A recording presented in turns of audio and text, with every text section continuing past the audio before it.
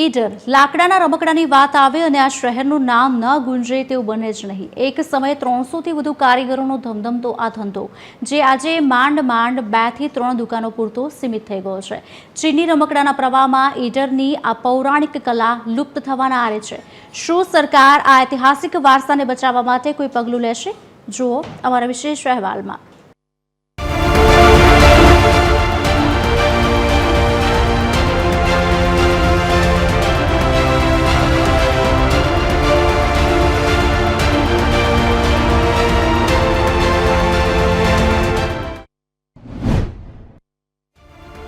ઈડરના આ રમકડાનો વેપાર રાજાશાહી વખતથી યથાવત રહ્યો હતો।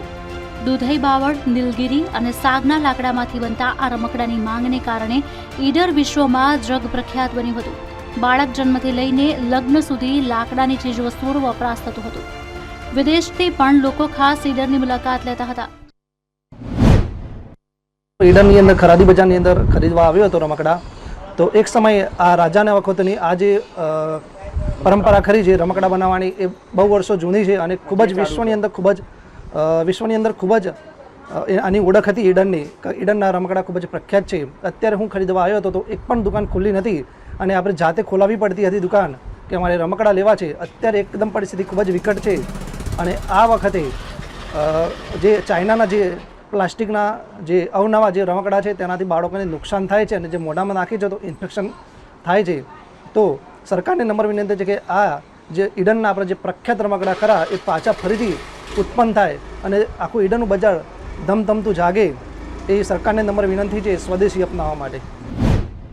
એક તરફ દેશમાં સ્વદેશી અપનાવો અને વોકલ ફોર લોકલની વાતો થઈ રહી છે, ત્યારે બીજી તરફ વિદેશી વાયરાએ સ્થાનિક રોજગારી પર મોટો ફટકો માર્યો છે। જો આ જ સ્થિતિ યથાવત રહી તો હાલમાં જે 1-2 દુકાનો માંડ ચાલી રહી છે તે પણ આગામી સમયમાં બંધ થઈ જશે તે નિશ્ચિત છે।